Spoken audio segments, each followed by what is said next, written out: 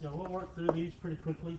Um, that way you'll have all the steps, and if you have questions at the end, we can kind of go through them. Um, hopefully this will be easily explainable. All right, number one, they all say just factor each expression completely. So number one is x squared plus 4x plus 4.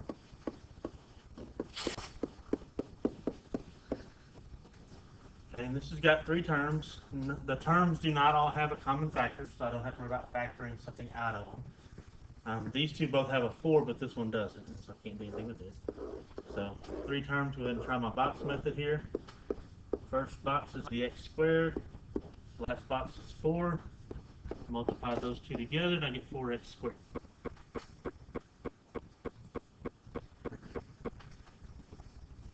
And then I write down the factors of 4x squared, which are x and 4x, 2x and 2x.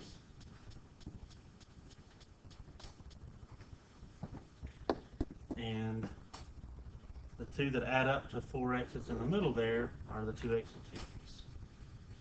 So that's what goes in these other two spots.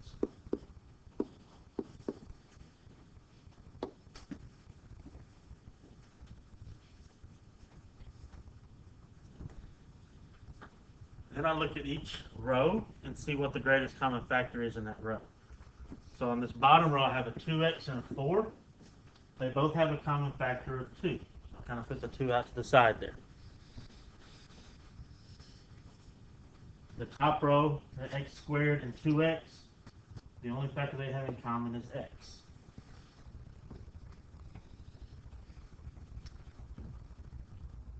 The first column here, x squared and 2x, is the same. They have a common factor of x. And the second column, 2x and 4, is the same thing we had down here. They have a common factor of 2.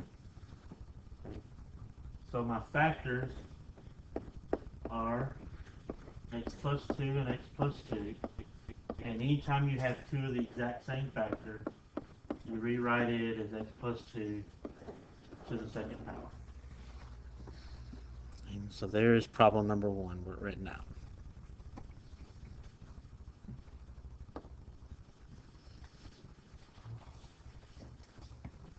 Everybody good with that one? Steps are pretty simple with that one. There's not a lot of factors to worry about. That makes it a little bit easier.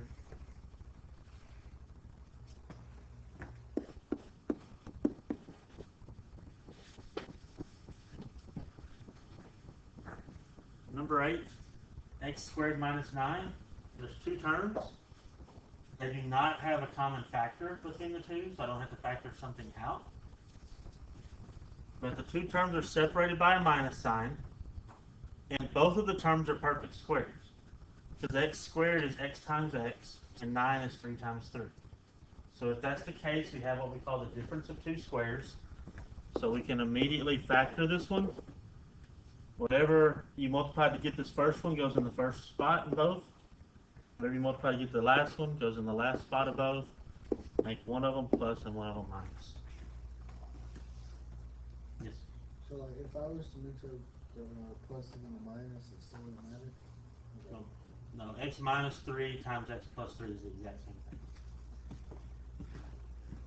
thing. And to kind of keep that clear, if and this is just kind of an aside over here, if I had 3 times 4 and I had 4 times 3, they're both 12.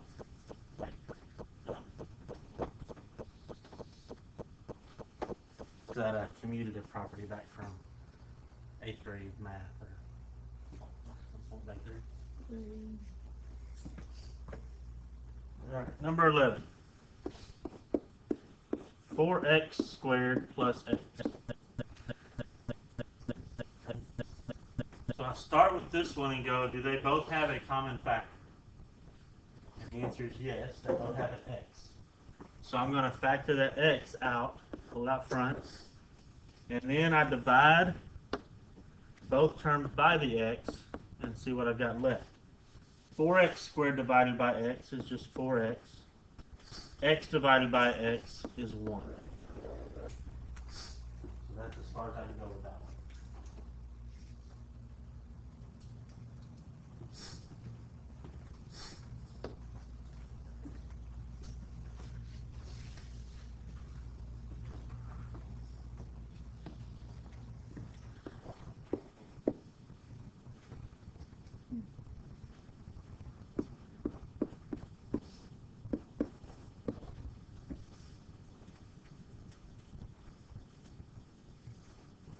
23. 4x squared minus 36. First step, do they have a common factor? They're both divisible by 4. So that's the first thing I'm going to do is pull the 4 out front. So then when I divide both things by 4, both terms, that gives me x squared here, because the 4's cancel out. And then 36 divided by 4 is 9.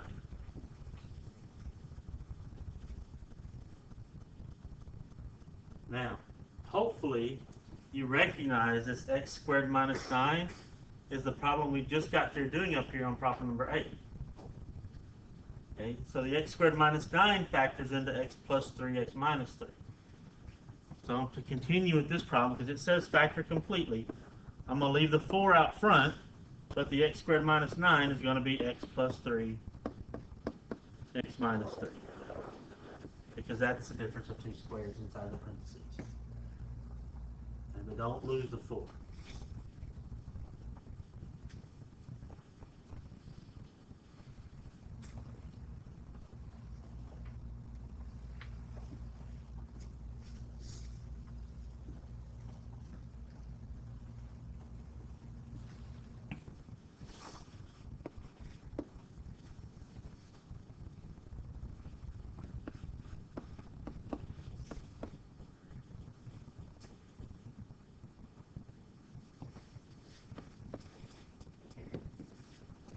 And 25, x squared minus 7x minus 8. There's 3 terms. There is no common factor in those 3 terms. So we'll look at the box. X squared goes in the first box, the negative 8 goes in the last. Multiply those together and I get negative 8x squared. And one thing I notice a lot of people doing is they keep messing up on this negative sign here. They don't always put the negative. So make sure if you're multiplying these together, you keep that sign. Because the negative means that one of my factors has to be negative, one of them has to be positive. Okay, and I'm going to make my bigger one negative because that's what I want to add up to. And so I'm going to have x and negative 8x, or 2x and negative 4x. And of those, the x and negative 8x are what adds up to the negative 7x here in the middle. So that's what goes in those boxes.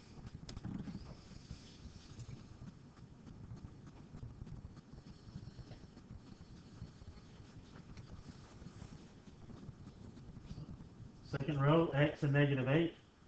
The only thing they have in common is 1. First row, x squared and negative 8x. They have an x in common. First column, x squared and x have an x in common. And then negative 8x and negative 8 have a negative 8 in common. X plus 1 times x minus 8.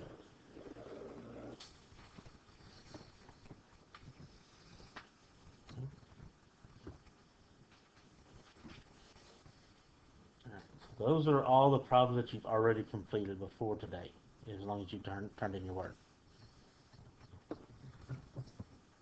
So let's look at the last 3.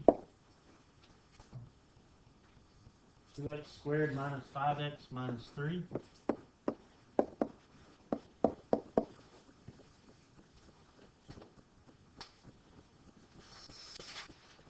And same as always, I look to see, do they have a common factor in each of the terms? That answer is no.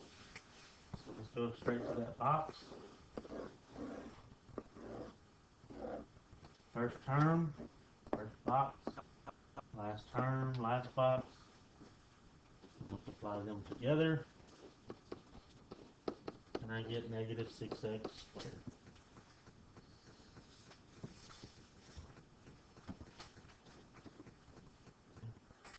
Signs are going to be opposites.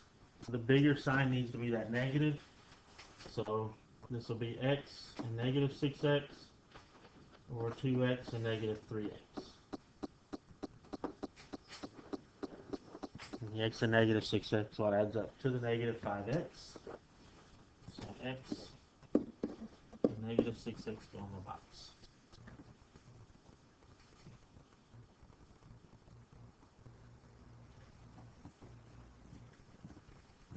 these two have a common factor of 1, because there's nothing else that goes with those.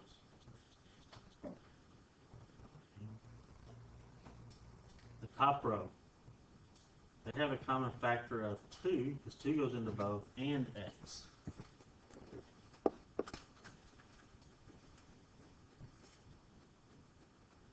Alright, the first column, the 2x squared and x, all they have is an x. And the second column, negative 6x and negative 3, have a factor of negative 3.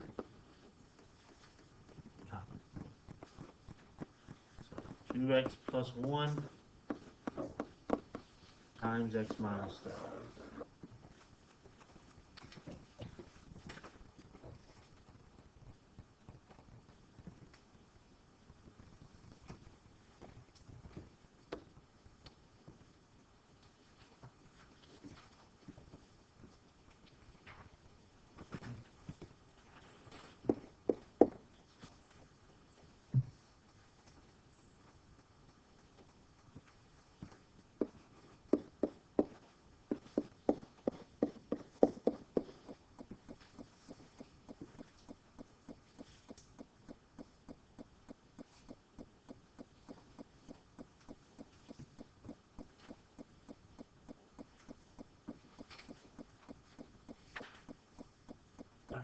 Number 34. 5x squared plus 4x minus 12. The 4 and the 12 have something in common, but the 5 does not, and so we can't factor something out. So again, we're going to go to that box where the 5x squared goes in the first box and the negative 12 goes in the last box. And then we come out to the side and we multiply those two together. 5x squared times negative 12 is negative 60x squared.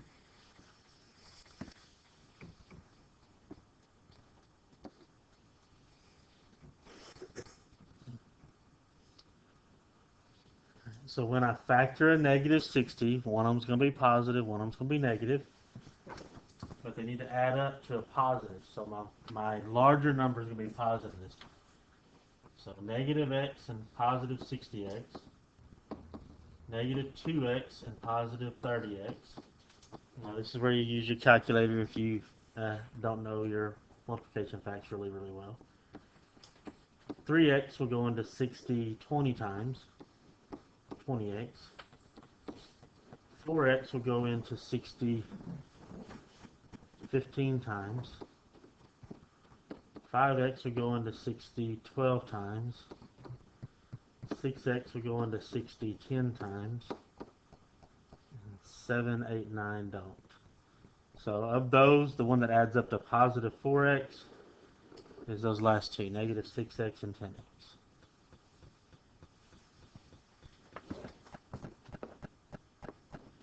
Negative 6x and 10x.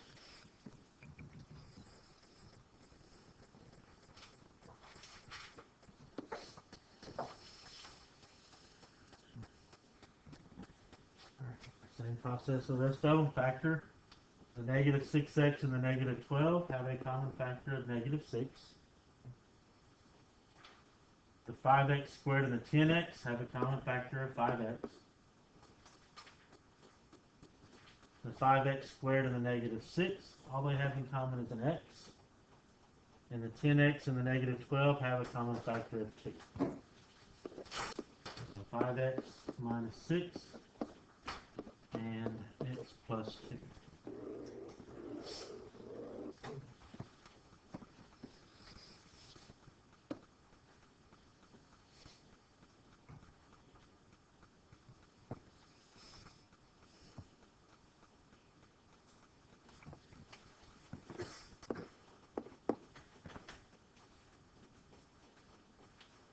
Alright, last one up here, 9x squared plus 30x plus 16.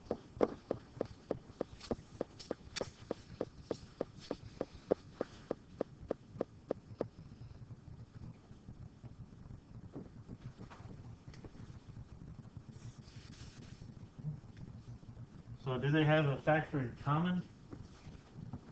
And they do not. The 3 works for these two, but doesn't go into that. So we'll go to the box. And this one, there will be one where the numbers get a little bit bigger than the rest of them.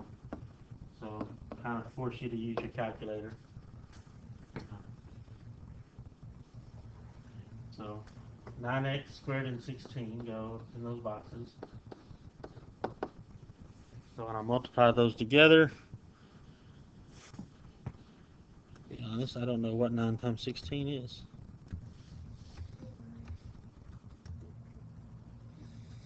And 144.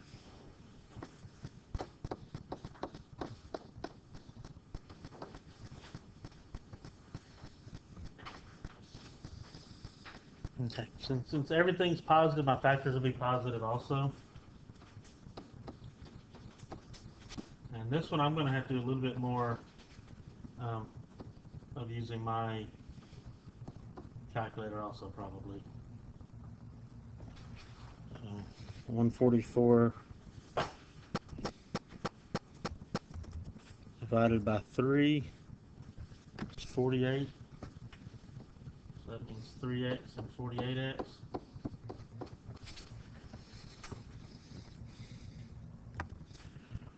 One 44 divided by 4. So 4x and 36x. It will not divide by 5. It will divide by 6 because it divides both by 2 and 3. So 144 divided by 6. 24, so 6x, 24x. And now there may be more, but 6x plus 24x is that 30x that I needed. It's here. So those are my factors I'm going to use. And I am perfectly okay if, as you're going through your factors and you get to the one that works, you can stop there even if there's more factors. Okay.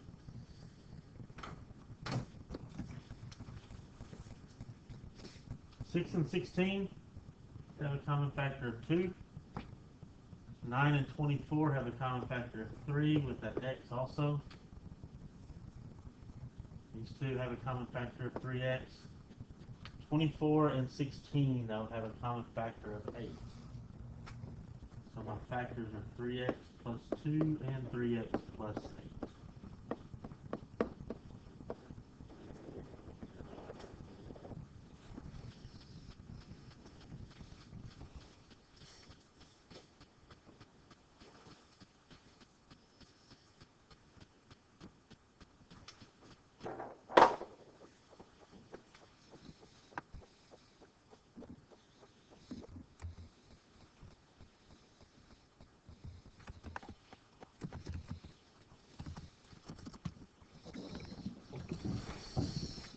Okay.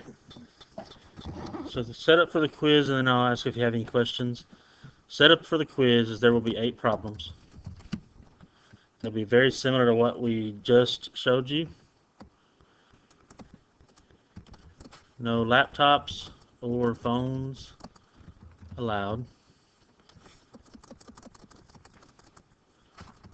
You must show all work.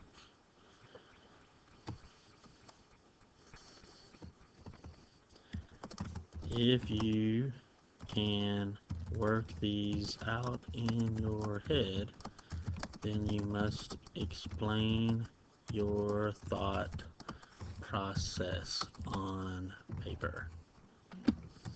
So in other words, show your work. Because I get a few people that are like, I just did it in my head. Well, and then you need to explain to me how you did it. Alright? And then the last, there's something else, I don't know what it was. You should show your work, you can do that. Yep. Yeah, so the only ones that you don't have to show any kind of work on would be,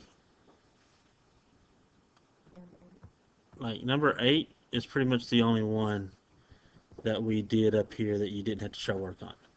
Number 11, there's not much work to show. Just show me you divided by that x. And then number 23, there was only like one little step added in there that you had to show some work with. And that's when you divided by the 4.